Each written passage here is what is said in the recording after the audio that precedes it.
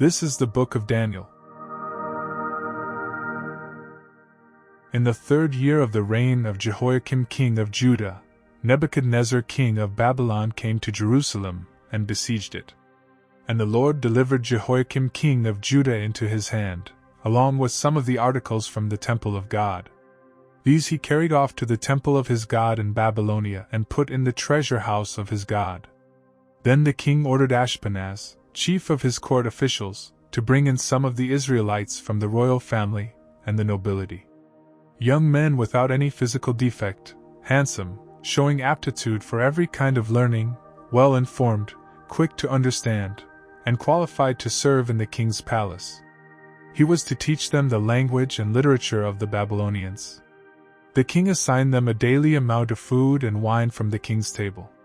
They were to be trained for 3 years, and after that they were to enter the king's service. Among these were some from Judah: Daniel, Hananiah, Mishael, and Azariah.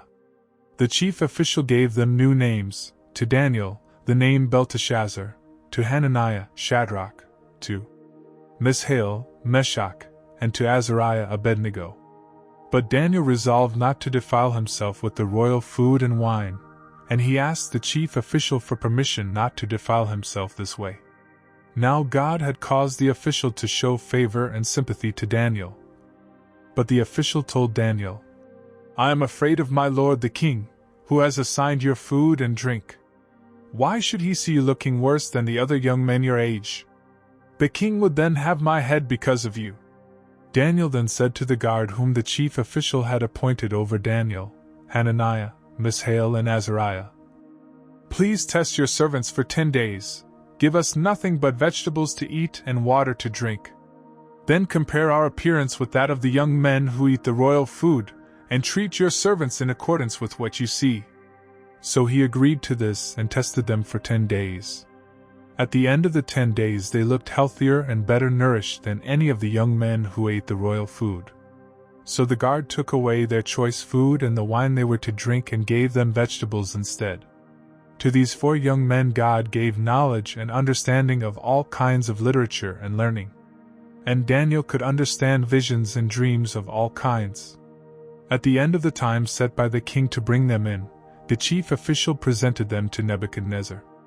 The king talked with them, and he found none equal to Daniel, Hananiah, Mishael, and Azariah, so they entered the king's service.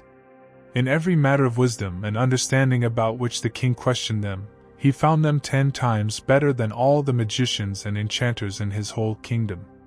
And Daniel remained there until the 1st year of King Cyrus. In the 2nd year of his reign, Nebuchadnezzar had dreams. His mind was troubled and he could not sleep. So the king summoned the magicians, enchanters, sorcerers, and astrologers to tell him what he had dreamed. When they came in and stood before the king, he said to them, "I have had a dream that troubles me and I want to know what it means." Then the astrologers answered the king in Aramaic, "O king, live forever! Tell your servants the dream, and we will interpret it." The king replied to the astrologers, "This is what I have firmly decided.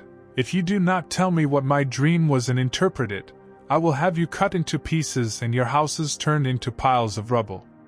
But if you tell me the dream and explain it, you will receive from me gifts and rewards and great honor. So tell me the dream and interpret it for me." Once more they replied, "Let the king tell his servants the dream, and we will interpret it." Then the king answered, "I am certain that you are trying to gain time, because you realize that this is what I have firmly decided. If you do not tell me the dream, there is just one penalty for you. You have conspired to tell me misleading and wicked things, hoping the situation will change. So then, tell me the dream, and I will know that you can interpret it for me." The astrologers answered the king, "There is not a man on earth who can do what the king asks. No king, however great and mighty, has ever asked such a thing of any magician or enchanter or astrologer. What the king asks is too difficult. No one can reveal it to the king except the gods, and they do not live among men." This made the king so angry and furious that he ordered the execution of all the wise men of Babylon. So the decree was issued to put the wise men to death, and men were sent to look for Daniel and his friends to put them to death. When Arioch, the commander of the king's guard, had gone out to put to death the wise men of Babylon, Daniel spoke to him with wisdom and tact. He asked the king's officer, "Why did the king issue such a harsh decree?" Arioch then explained the matter to Daniel. At this, Daniel went into the king and asked for time, so that he might interpret the dream for him. Then Daniel returned to his house and explained the matter to his friends Hananiah, Mishael, and Azariah. He urged them to plead for mercy from the God of heaven concerning this mystery, so that he and his friends might not be executed with the rest of the wise men of Babylon. During the night the mystery was revealed to Daniel in a vision. Then Daniel praised the God of heaven and said, "Praise be to the name of God forever and ever. Wisdom and power are his. He changes times and seasons. He sets up kings and deposes them. He gives wisdom to the wise and knowledge to the discerning. He reveals deep and hidden things. He knows what lies in darkness, and light dwells with him. I thank and praise you, O God of my fathers. You have given me wisdom and power. You have made known to me what we asked of you. You have made known to us the dream of the king." Then Daniel went to Arioch, whom the king had appointed to execute the wise men of Babylon, and said to him, "Do not execute the wise men of Babylon. Take me to the king, and I will interpret his dream for him." Arioch took Daniel to the king at once and said, "I have found a man among the exiles from Judah who can tell the king what his dream means." The king asked Daniel, also called Belteshazzar, "Are you able to tell me what I saw in my dream and interpret it?" Daniel replied, "No wise man, enchanter, magician, or diviner can explain to the king the mystery he has asked about. But there is a God in heaven who reveals mysteries. He has shown King Nebuchadnezzar what will happen in days to come. Your dream and the visions that pass through your mind as you lay on your bed are these. As you were lying there, O king, your mind turned to things to come, and the revealer of mysteries showed you what is going to happen. As for me, this mystery has been revealed to me, not because I have greater wisdom than other living men, but so that you, O king, may know the interpretation and that you may understand what went through your mind. You looked, O king, and there before you stood a large statue, an enormous, dazzling statue, awesome in appearance. The head of the statue was made of pure gold, its chest and arms of silver, its belly and thighs of bronze, its legs of iron, its feet partly of iron and partly of baked clay. While you were watching, a rock was cut out, but not by human hands. It struck the statue on its feet of iron and clay and smashed them. Then the iron, the clay, the bronze, the silver, and the gold were broken to pieces at the same time and became like chaff on a threshing floor in the summer. The wind swept them away without leaving a trace. But the rock that struck the statue became a huge mountain and filled the whole earth. This was the dream, and now we will interpret it to the king. You, O king, are the King of kings. The God of heaven has given you dominion and power, and might and glory. In your hands he has placed mankind and the beasts of the field and the birds of the air. Wherever they live, he has made you ruler over them all. You are that head of gold. After you, another kingdom will rise, inferior to yours. Next, a third kingdom, one of bronze, will rule over the whole earth. Finally, there will be a fourth kingdom, strong as iron, for iron breaks and smashes everything, and as iron breaks things to pieces, so it will crush and break all the others. Just as you saw that the feet and toes were partly of baked clay and partly of iron, so this will be a divided kingdom, yet it will have some of the strength of iron in it, even as you saw iron mixed with clay.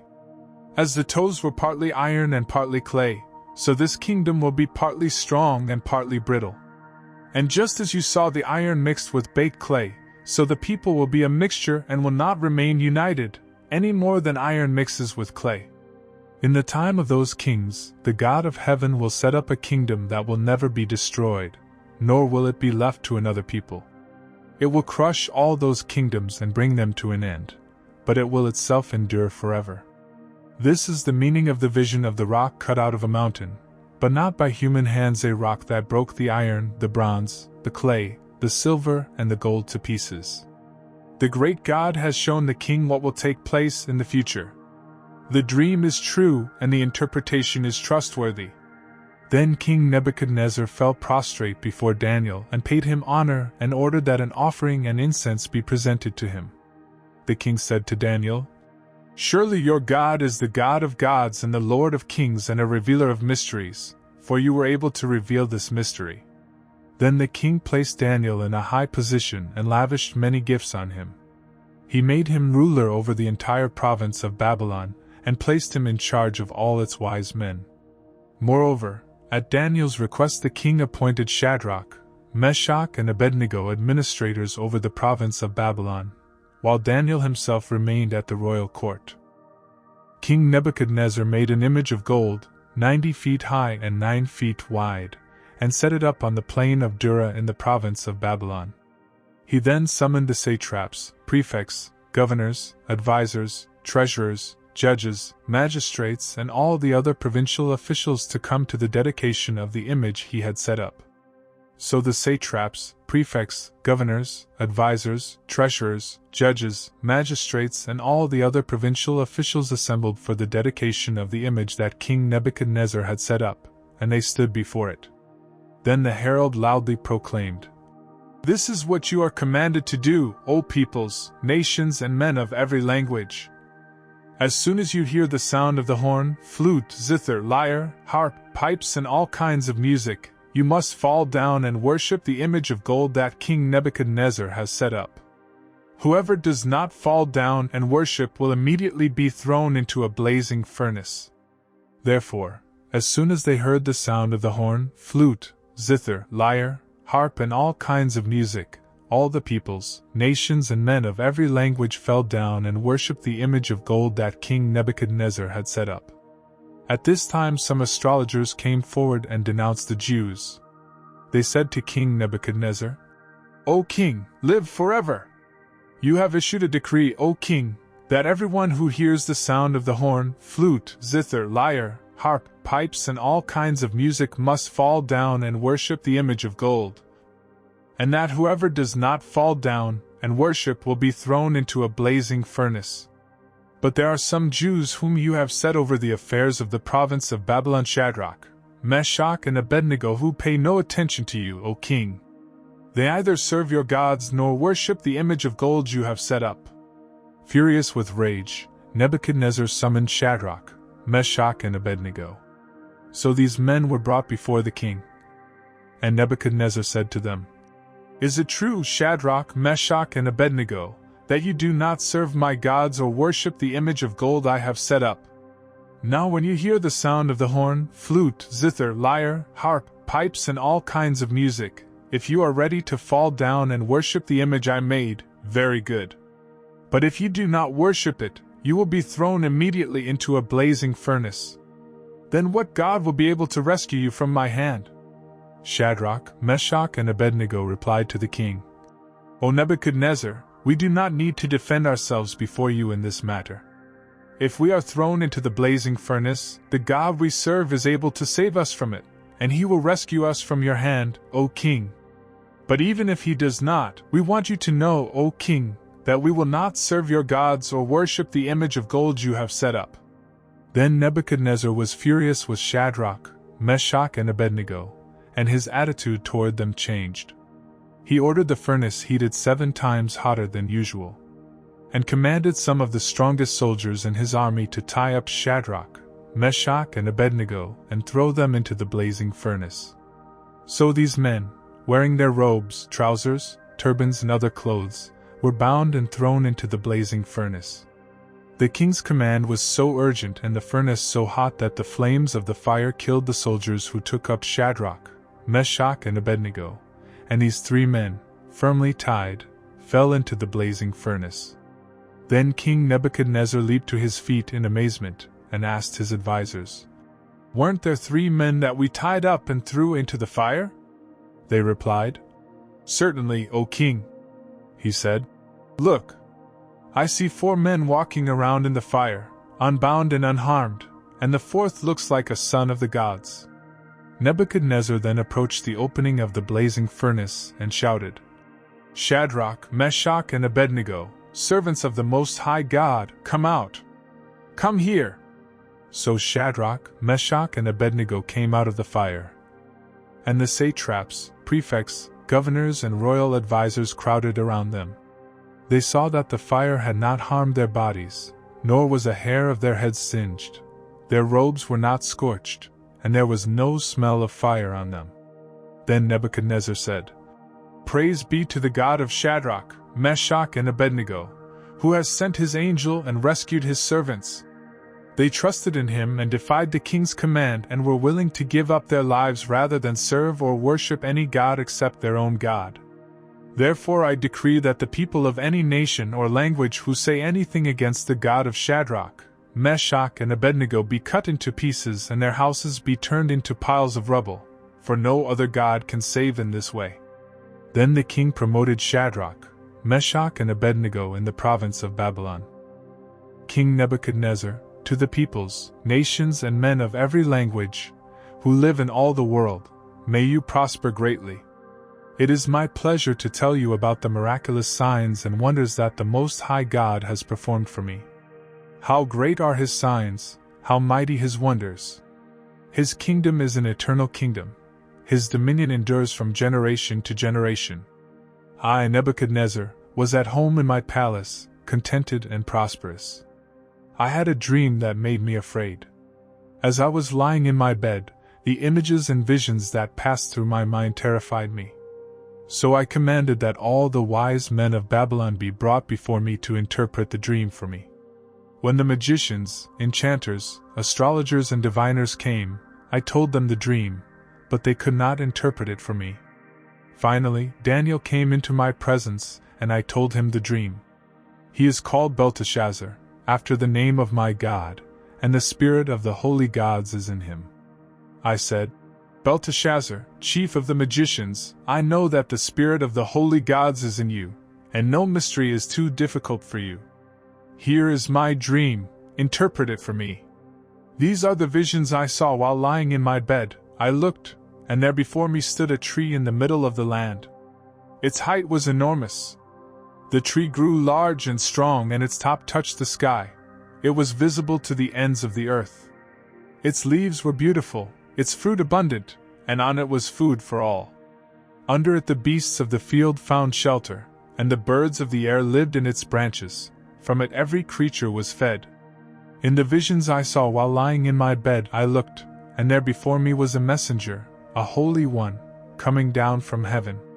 He called in a loud voice, "Cut down the tree and trim off its branches, strip off its leaves and scatter its fruit. Let the animals flee from under it, and the birds from its branches. But let the stump and its roots, bound with iron and bronze, remain in the ground, in the grass of the field. Let him be drenched with the dew of heaven, and let him live with the animals among the plants of the earth.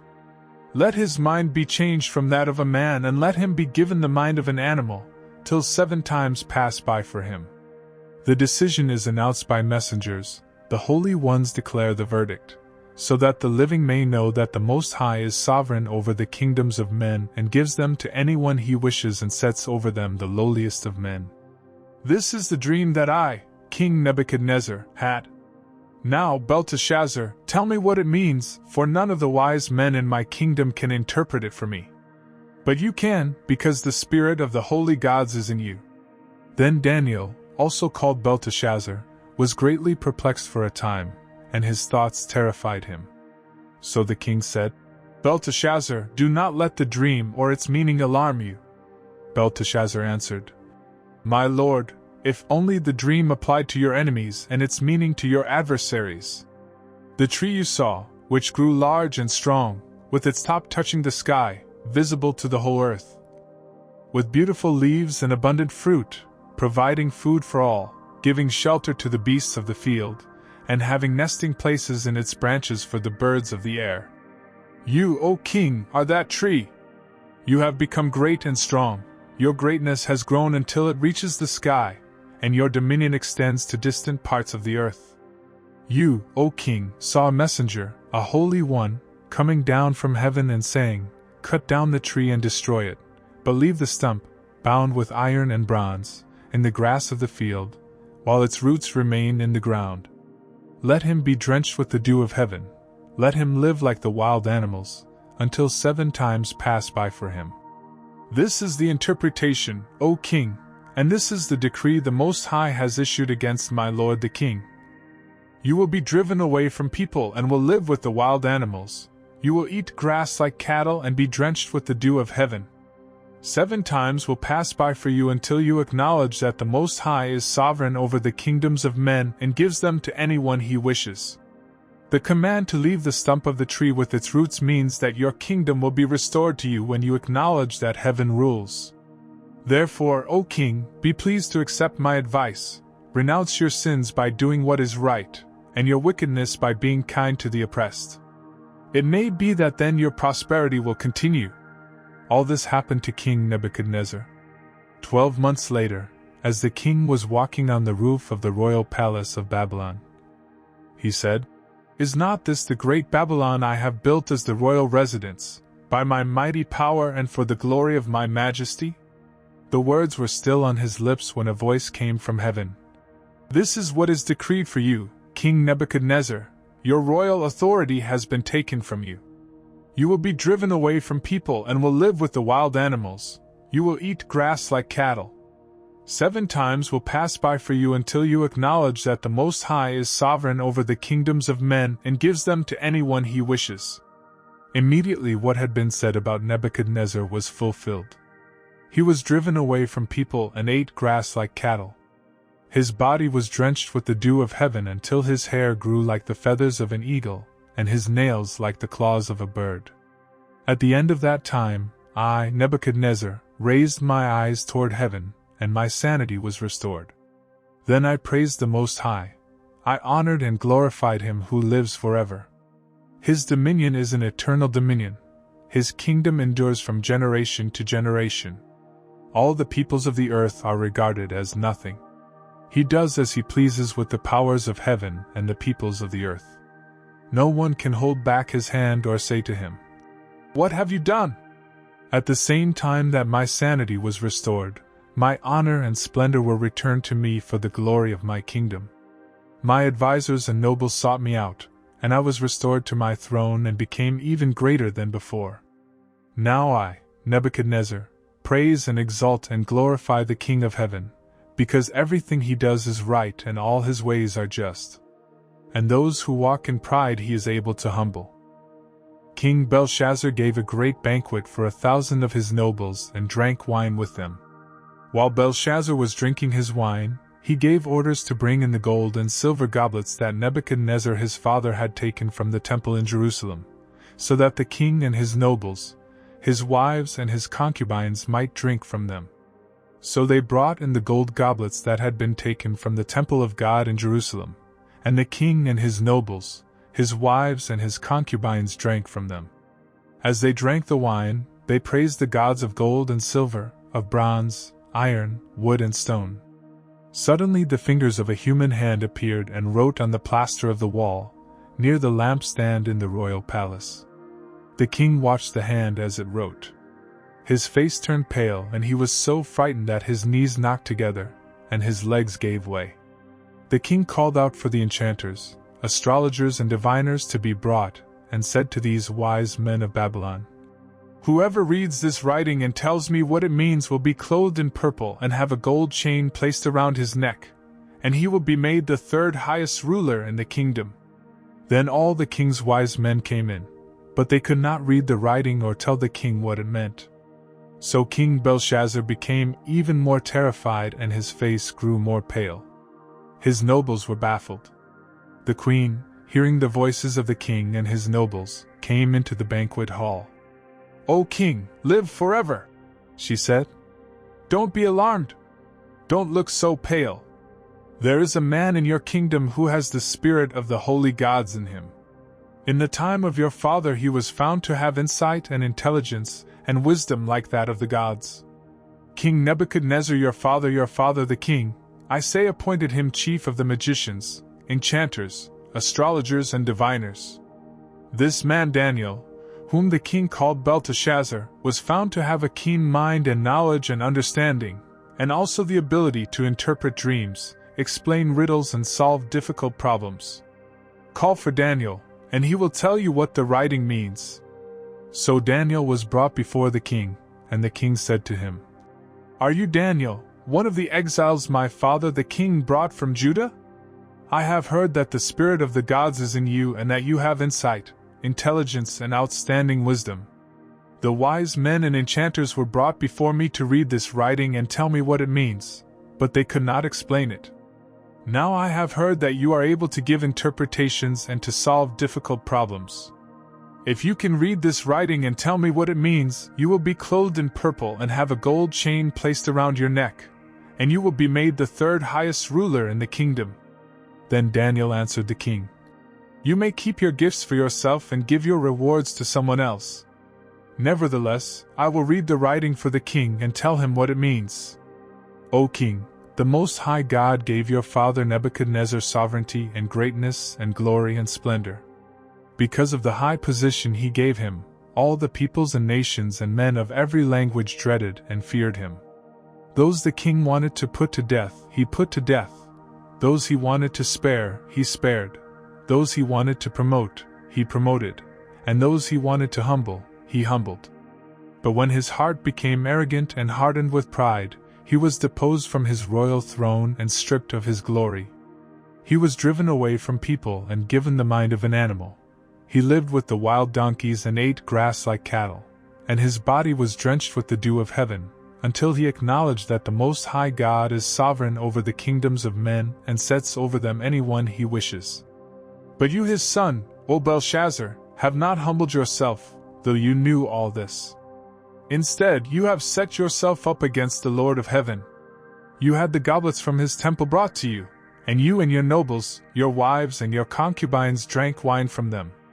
You praised the gods of silver and gold, of bronze, iron, wood and stone, which cannot see or hear or understand. But you did not honor the God who holds in his hand your life and all your ways. Therefore he sent the hand that wrote the inscription.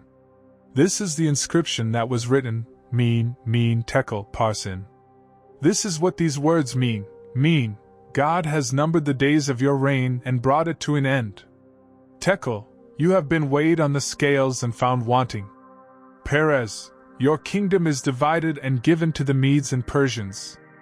Then at Belshazzar's command, Daniel was clothed in purple, a gold chain was placed around his neck, and he was proclaimed the third highest ruler in the kingdom. That very night Belshazzar, king of the Babylonians, was slain. And Darius the Mede took over the kingdom, at the age of 62. It pleased Darius to appoint 120 satraps to rule throughout the kingdom, with 3 administrators over them, one of whom was Daniel.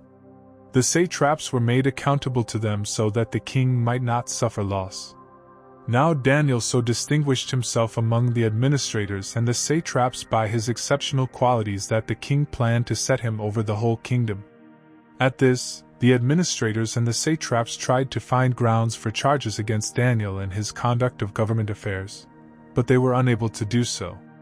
They could find no corruption in him, because he was trustworthy and neither corrupt nor negligent. Finally these men said, "We will never find any basis for charges against this man Daniel unless it has something to do with the law of his God." So the administrators and the satraps went as a group to the king and said, "O King Darius, live forever!" The royal administrators, prefects, satraps, advisors and governors have all agreed that the king should issue an edict and enforce the decree that anyone who prays to any god or man during the next 30 days, except to you, O king, shall be thrown into the lion's den. Now, O king, issue the decree and put it in writing so that it cannot be altered in accordance with the laws of the Medes and Persians, which cannot be repealed. So King Darius put the decree in writing. Now when Daniel learned that the decree had been published, he went home to his upstairs room where the windows opened toward Jerusalem. 3 times a day he got down on his knees and prayed, giving thanks to his God, just as he had done before. Then these men went as a group and found Daniel praying and asking God for help. So they went to the king and spoke to him about his royal decree. Did you not publish a decree that during the next 30 days anyone who prays to any god or man except to you, O king, would be thrown into the lion's den?" The king answered, "The decree stands in accordance with the laws of the Medes and Persians, which cannot be repealed." Then they said to the king, "Daniel, who is one of the exiles from Judah, pays no attention to you, O king, or to the decree you put in writing. He still prays 3 times a day." When the king heard this, he was greatly distressed. He was determined to rescue Daniel and made every effort until sundown to save him. Then the men went as a group to the king and said to him, "Remember, O king, that according to the law of the Medes and Persians no decree or edict that the king issues can be changed." So the king gave the order, and they brought Daniel and threw him into the lion's den. The king said to Daniel, "May your God, whom you serve continually, rescue you." A stone was brought and placed over the mouth of the den, and the king sealed it with his own signet ring and with the rings of his nobles, so that Daniel's situation might not be changed. Then the king returned to his palace and spent the night without eating and without any entertainment being brought to him. And he could not sleep. At the first light of dawn, the king got up and hurried to the lion's den. When he came near the den, he called to Daniel in an anguished voice, "Daniel, servant of the living God, has your God, whom you serve continually, been able to rescue you from the lions?" Daniel answered, "O king, live forever! My God sent his angel, and he shut the mouths of the lions. They have not hurt me, because I was found innocent in his sight. Nor have I ever done any wrong before you, O king." The king was overjoyed and gave orders to lift Daniel out of the den. And when Daniel was lifted from the den, no wound was found on him, because he had trusted in his God. At the king's command, the men who had falsely accused Daniel were brought in and thrown into the lion's den, along with their wives and children. And before they reached the floor of the den, the lions overpowered them and crushed all their bones. Then King Darius wrote to all the peoples, nations and men of every language throughout the land, "May you prosper greatly! I issue a decree that in every part of my kingdom people must fear and reverence the God of Daniel. For he is the living God and he endures forever. His kingdom will not be destroyed, his dominion will never end. He rescues and he saves. He performs signs and wonders in the heavens and on the earth. He has rescued Daniel from the power of the lions." So Daniel prospered during the reign of Darius and the reign of Cyrus the Persian. In the first year of Belshazzar king of Babylon, Daniel had a dream, and visions passed through his mind as he was lying on his bed. He wrote down the substance of his dream. Daniel said, "In my vision at night I looked, and there before me were the 4 winds of heaven churning up the great sea. 4 great beasts, each different from the others, came up out of the sea. The first was like a lion, and it had the wings of an eagle. I watched until its wings were torn off, and it was lifted from the ground so that it stood on 2 feet like a man, and the heart of a man was given to it. And there before me was a second beast, which looked like a bear. It was raised up on one of its sides, and it had 3 ribs in its mouth between its teeth. It was told, 'Get up and eat your fill of flesh.' After that I looked, and there before me was another beast, one that looked like a leopard. And on its back it had 4 wings like those of a bird. This beast had 4 heads, and it was given authority to rule. After that, in my vision at night I looked, and there before me was a 4th beast terrifying and frightening and very powerful. It had large iron teeth. It crushed and devoured its victims and trampled underfoot whatever was left. It was different from all the former beasts, and it had 10 horns. While I was thinking about the horns, there before me was another horn, a little one, which came up among them, and 3 of the first horns were uprooted before it. This horn had eyes like the eyes of a man and a mouth that spoke boastfully. As I looked, thrones were set in place, and the Ancient of Days took his seat. His clothing was as white as snow, the hair of his head was white like wool. His throne was flaming with fire, and its wheels were all ablaze. A river of fire was flowing, coming out from before him. Thousands upon thousands attended him, 10,000 times 10,000 stood before him. The court was seated, and the books were opened. Then I continued to watch because of the boastful words the horn was speaking. I kept looking until the beast was slain and its body destroyed and thrown into the blazing fire. The other beasts had been stripped of their authority, but were allowed to live for a period of time. In my vision at night I looked, and there before me was one like a son of man, coming with the clouds of heaven. He approached the Ancient of Days and was led into his presence. He was given authority, glory and sovereign power. All peoples, nations and men of every language worshipped him. His dominion is an everlasting dominion that will not pass away, and his kingdom is one that will never be destroyed. I, Daniel, was troubled in spirit, and the visions that passed through my mind disturbed me. I approached one of those standing there and asked him the true meaning of all this. So he told me and gave me the interpretation of these things. The 4 great beasts are 4 kingdoms that will rise from the earth. But the saints of the Most High will receive the kingdom, and will possess it forever, yes, forever and ever. Then I wanted to know the true meaning of the 4th beast, which was different from all the others and most terrifying, with its iron teeth and bronze claws, the beast that crushed and devoured its victims and trampled underfoot whatever was left. I also wanted to know about the 10 horns on its head and about the other horn that came up, before which 3 of them fell, the horn that looked more imposing than the others and that had eyes and a mouth that spoke boastfully.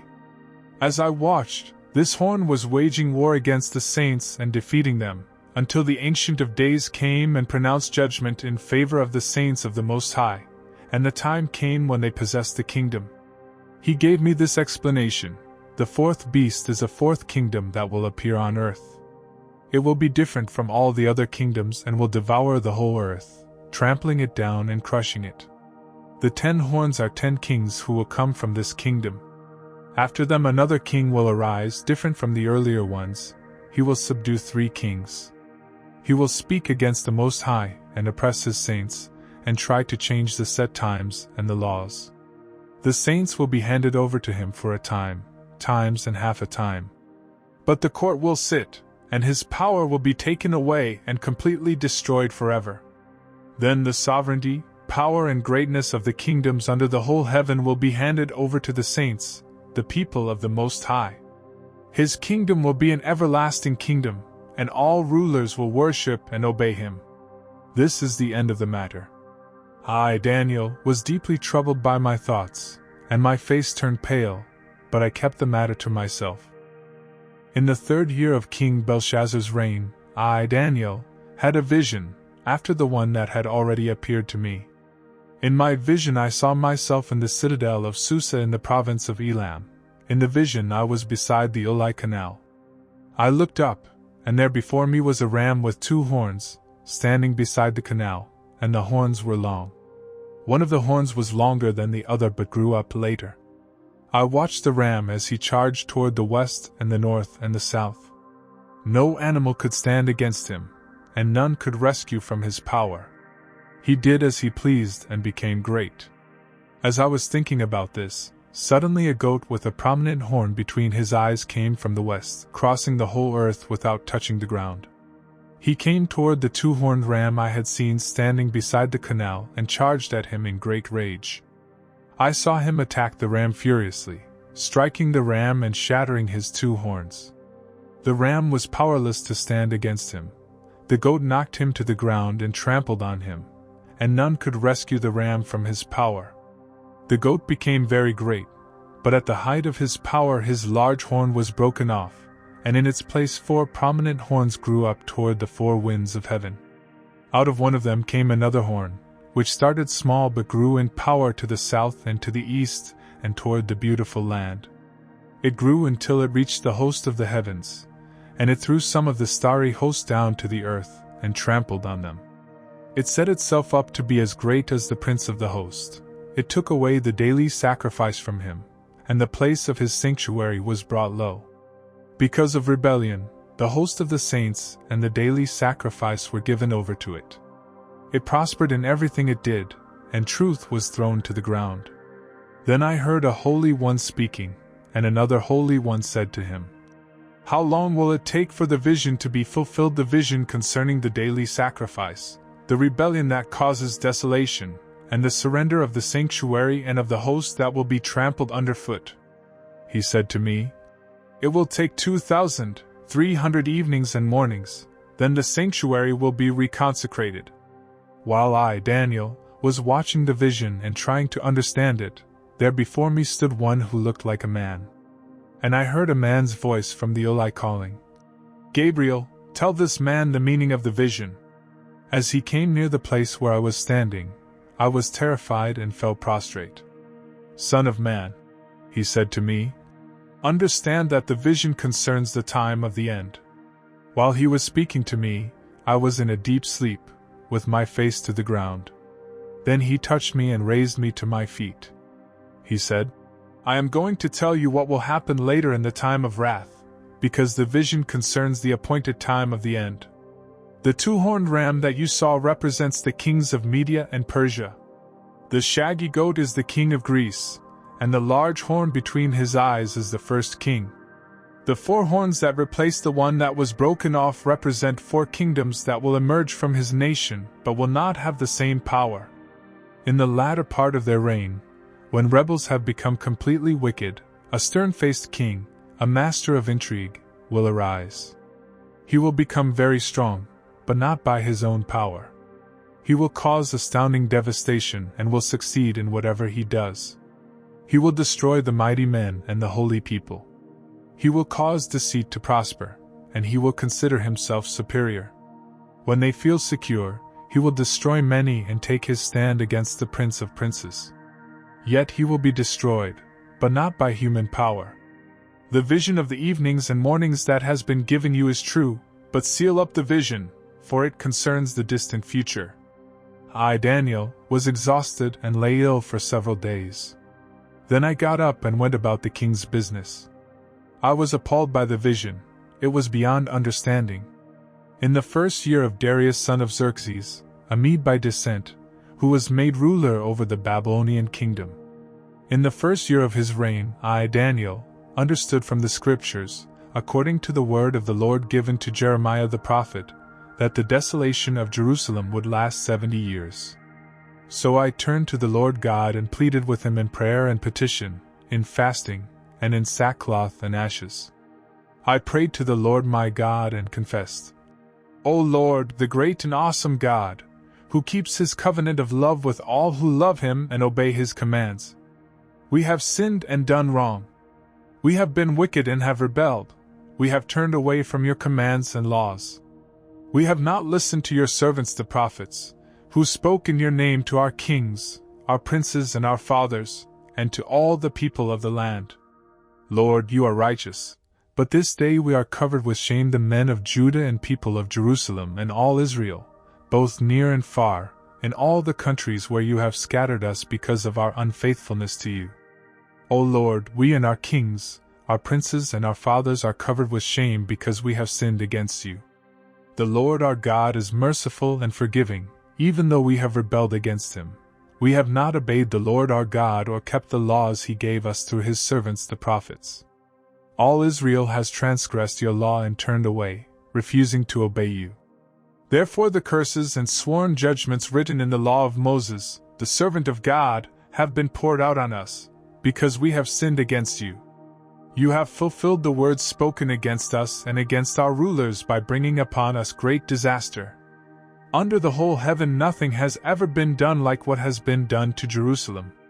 Just as it is written in the law of Moses, all this disaster has come upon us, yet we have not sought the favor of the Lord our God by turning from our sins and giving attention to your truth. The Lord did not hesitate to bring the disaster upon us, for the Lord our God is righteous in everything he does, yet we have not obeyed him. Now, O Lord our God, who brought your people out of Egypt with a mighty hand and who made for yourself a name that endures to this day, we have sinned, we have done wrong. O Lord, in keeping with all your righteous acts, turn away your anger and your wrath from Jerusalem, your city, your holy hill. Our sins and the iniquities of our fathers have made Jerusalem and your people an object of scorn to all those around us. Now, our God, hear the prayers and petitions of your servant. For your sake, O Lord, look with favor on your desolate sanctuary. Give ear, O God, and hear. Open your eyes and see the desolation of the city that bears your name. We do not make requests of you because we are righteous, but because of your great mercy. O Lord, listen. O Lord, forgive. O Lord, hear and act. For your sake, O my God, do not delay, because your city and your people bear your name. While I was speaking and praying, confessing my sin and the sin of my people Israel and making my request to the Lord my God for his holy hill. While I was still in prayer, Gabriel, the man I had seen in the earlier vision, came to me in swift flight about the time of the evening sacrifice. He instructed me and said to me, Daniel, I have now come to give you insight and understanding. As soon as you began to pray, an answer was given, which I have come to tell you, for you are highly esteemed. Therefore, consider the message and understand the vision. 77s are decreed for your people and your holy city to finish transgression, to put an end to sin, to atone for wickedness, to bring in everlasting righteousness, to seal up vision and prophecy and to anoint the most holy. Know and understand this, from the issuing of the decree to restore and rebuild Jerusalem until the Anointed One, the ruler, comes, there will be 7 sevens and 62 sevens. It will be rebuilt with streets and a trench, but in times of trouble. After the 62 sevens, the Anointed One will be cut off and will have nothing. The people of the ruler who will come will destroy the city and the sanctuary. The end will come like a flood, war will continue until the end, and desolations have been decreed. He will confirm a covenant with many for 1 7. In the middle of the 7 he will put an end to sacrifice and offering. And on a wing of the temple he will set up an abomination that causes desolation, until the end that is decreed is poured out on him. In the 3rd year of Cyrus king of Persia, a revelation was given to Daniel, who was called Belteshazzar. Its message was true, and it concerned a great war. The understanding of the message came to him in a vision. At that time I, Daniel, mourned for 3 weeks. I ate no choice food, no meat or wine touched my lips, and I used no lotions at all until the 3 weeks were over. On the 24th day of the 1st month, as I was standing on the bank of the great river, the Tigris, I looked up and there before me was a man dressed in linen, with a belt of the finest gold around his waist. His body was like chrysolite, his face like lightning, his eyes like flaming torches, his arms and legs like the gleam of burnished bronze, and his voice like the sound of a multitude. I, Daniel, was the only one who saw the vision. The men with me did not see it, but such terror overwhelmed them that they fled and hid themselves. So I was left alone, gazing at this great vision. I had no strength left, my face turned deathly pale and I was helpless. Then I heard him speaking, and as I listened to him, I fell into a deep sleep, my face to the ground. A hand touched me and set me trembling on my hands and knees. He said, Daniel, you who are highly esteemed, consider carefully the words I am about to speak to you, and stand up, for I have now been sent to you. And when he said this to me, I stood up trembling. Then he continued, Do not be afraid, Daniel. Since the first day that you set your mind to gain understanding and to humble yourself before your God, your words were heard, and I have come in response to them. But the prince of the Persian kingdom resisted me 21 days. Then Michael, one of the chief princes, came to help me, because I was detained there with the king of Persia. Now I have come to explain to you what will happen to your people in the future, for the vision concerns a time yet to come. While he was saying this to me, I bowed with my face toward the ground and was speechless.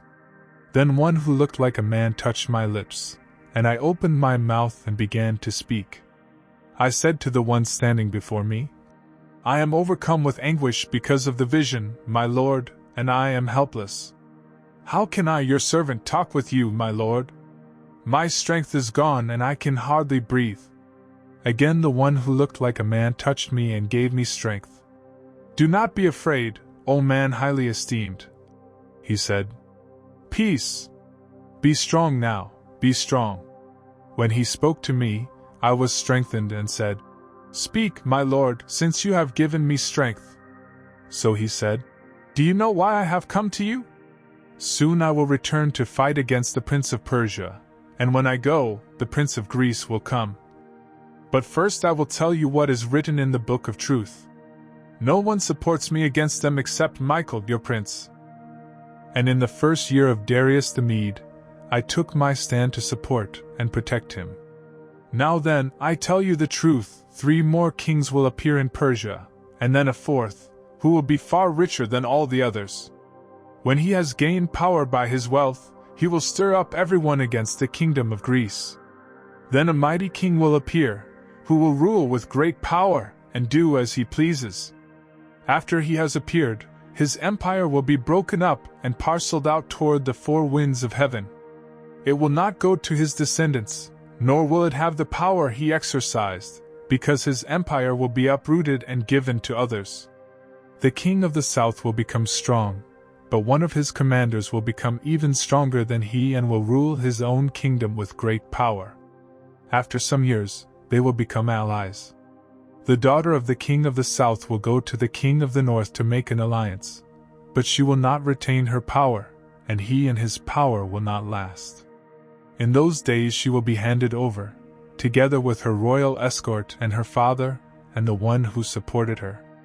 One from her family line will arise to take her place. He will attack the forces of the king of the north and enter his fortress. He will fight against them and be victorious. He will also seize their gods, their metal images and their valuable articles of silver and gold and carry them off to Egypt. For some years he will leave the king of the north alone. Then the king of the north will invade the realm of the king of the south but will retreat to his own country. His sons will prepare for war and assemble a great army, which will sweep on like an irresistible flood and carry the battle as far as his fortress. Then the king of the south will march out in a rage and fight against the king of the north, who will raise a large army, but it will be defeated. When the army is carried off, the king of the south will be filled with pride and will slaughter many thousands, yet he will not remain triumphant. For the king of the north will muster another army, larger than the first, and after several years, he will advance with a huge army fully equipped. In those times many will rise against the king of the south. The violent men among your own people will rebel in fulfillment of the vision, but without success. Then the king of the north will come and build up siege ramps and will capture a fortified city. The forces of the south will be powerless to resist, even their best troops will not have the strength to stand. The invader will do as he pleases, no one will be able to stand against him. He will establish himself in the beautiful land and will have the power to destroy it. He will determine to come with the might of his entire kingdom, and will make an alliance with the king of the south. And he will give him a daughter in marriage in order to overthrow the kingdom, but his plans will not succeed or help him. Then he will turn his attention to the coastlands and will take many of them, but a commander will put an end to his insolence, and will turn his insolence back upon him. After this, he will turn back toward the fortresses of his own country but will stumble and fall, to be seen no more. His successor will send out a tax collector to maintain the royal splendor. In a few years, however, he will be destroyed, yet not in anger or in battle. He will be succeeded by a contemptible person who has not been given the honor of royalty. He will invade the kingdom when its people feel secure, and he will seize it through intrigue. Then an overwhelming army will be swept away before him. Both it and a prince of the covenant will be destroyed. After coming to an agreement with him, he will act deceitfully, and with only a few people he will rise to power. When the richest provinces feel secure, he will invade them and will achieve what neither his fathers nor his forefathers did. He will distribute plunder, loot and wealth among his followers. He will plot the overthrow of fortresses but only for a time. With a large army he will stir up his strength and courage against the king of the south. The king of the south will wage war with a large and very powerful army, but he will not be able to stand because of the plots devised against him. Those who eat from the king's provisions will try to destroy him. His army will be swept away, and many will fall in battle. The 2 kings, with their hearts bent on evil, will sit at the same table and lie to each other, but to no avail, because an end will still come at the appointed time. The king of the north will return to his own country with great wealth, but his heart will be set against the holy covenant. He will take action against it, and then return to his own country. At the appointed time he will invade the south again, but this time the outcome will be different from what it was before. Ships of the western coastlands will oppose him, and he will lose heart. Then he will turn back and vent his fury against the holy covenant. He will return and show favor to those who forsake the holy covenant. His armed forces will rise up to desecrate the temple fortress, and will abolish the daily sacrifice. Then they will set up the abomination that causes desolation. With flattery he will corrupt those who have violated the covenant, but the people who know their God will firmly resist him. Those who are wise will instruct many, though for a time they will fall by the sword or be burned or captured or plundered. When they fall, they will receive a little help, and many who are not sincere will join them. Some of the wise will stumble, so that they may be refined, purified and made spotless until the time of the end, for it will still come at the appointed time. The king will do as he pleases. He will exalt and magnify himself above every god and will say unheard of things against the God of gods. He will be successful until the time of wrath is completed, for what has been determined must take place. He will show no regard for the gods of his fathers or for the one desired by women, nor will he regard any god, but will exalt himself above them all. Instead of them, he will honor a god of fortresses. A god unknown to his fathers he will honor with gold and silver, with precious stones and costly gifts. He will attack the mightiest fortresses with the help of a foreign god and will greatly honor those who acknowledge him. He will make them rulers over many people and will distribute the land at a price. At the time of the end the king of the south will engage him in battle, and the king of the north will storm out against him with chariots and cavalry and a great fleet of ships. He will invade many countries and sweep through them like a flood. He will also invade the beautiful land. Many countries will fall, but Edom, Moab and the leaders of Ammon will be delivered from his hand. He will extend his power over many countries. Egypt will not escape. He will gain control of the treasures of gold and silver and all the riches of Egypt, with the Libyans and Nubians in submission. But reports from the east and the north will alarm him, and he will set out in a great rage to destroy and annihilate many. He will pitch his royal tents between the seas at the beautiful holy mountain. Yet he will come to his end, and no one will help him. At that time Michael, the great prince who protects your people, will arise. There will be a time of distress such as has not happened from the beginning of nations until then. But at that time your people, everyone whose name is found written in the book, will be delivered. Multitudes who sleep in the dust of the earth will awake, some to everlasting life, others to shame and everlasting contempt. Those who are wise will shine like the brightness of the heavens, and those who lead many to righteousness, like the stars forever and ever. But you, Daniel, close up and seal the words of the scroll until the time of the end. Many will go here and there to increase knowledge. Then I, Daniel, looked, and there before me stood two others, one on this bank of the river and one on the opposite bank. One of them said to the man clothed in linen, who was above the waters of the river, "How long will it be before these astonishing things are fulfilled?" The man clothed in linen, who was above the waters of the river, lifted his right hand and his left hand toward heaven, and I heard him swear by him who lives forever, saying, "It will be for a time, times and half a time. When the power of the holy people has been finally broken, all these things will be completed." I heard, but I did not understand. So I asked, "My Lord, what will the outcome of all this be?" He replied, "Go your way, Daniel, because the words are closed up and sealed until the time of the end. Many will be purified, made spotless and refined, but the wicked will continue to be wicked. None of the wicked will understand, but those who are wise will understand. From the time that the daily sacrifice is abolished and the abomination that causes desolation is set up, there will be 1,290 days. Blessed is the one who waits for and reaches the end of the 1,335 days. As for you, go your way till the end. You will rest, and then at the end of the days you will rise to receive your allotted inheritance.